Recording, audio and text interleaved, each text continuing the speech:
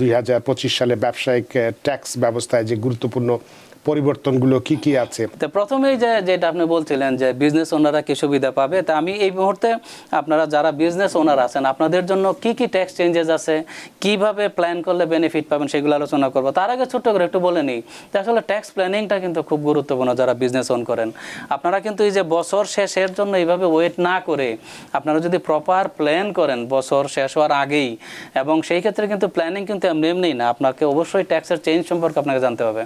আপনার যারা সিপিএ আছে, যাদের মাধ্যমে ট্যাক্স ফাইল করেন তাদেরকে অবশ্যই চেঞ্জগুলো সম্পর্কে অ্যাওয়ারনেস থাকতে হবে। আপনারা যারা বিজনেস করেন আপনাদের অ্যাওয়ারনেস থাকতে হবে। সেই ক্ষেত্রে প্রপার ট্যাক্স প্ল্যানিংয়ের মাধ্যমেই কিন্তু আপনারা ট্যাক্স সেভিংসটা পাবেন। বছর শেষে যখন ট্যাক্স ফাইল করবেন তখন দেখা গেছে যে আপনার ইনকামটা কমাতে পারবেন, ট্যাক্সও আপনার সেভিংস হবে।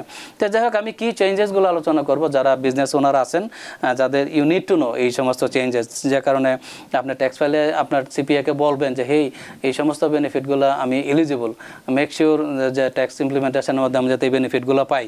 তো প্রথমেই বলবো যে 100% বোনাস ডেপ্রিসিয়েশন, এটা কিন্তু হিউজ ইম্প্যাক্ট আপনার এই ট্যাক্স সিজনে। তার মানে আপনারা যারা বিজনেস অন করেন আপনারা যদি কোনো মেশিনারি ইকুইপমেন্ট এগুলা যদি জানুয়ারি 19, 20, 25 পরে যদি আপনারা বিজনেস অ্যাড করেন, anything, could be car, could be machinery, any kind of machinery equipment, সেই ক্ষেত্রে যেটা আগে আপনারা ডেপ্রিসিয়েশন নিতে পারতেন 5 years, 10 years, what ever the depreciation rule অনুযায়ী, এই বছর কিন্তু 100% বোনাস ডেপ্রিসিয়েশন নিতে পারবেন। তার মানে ফার্স্ট ইয়ারে আপনি 100% এই খরচটা দেখাতে পারবেন।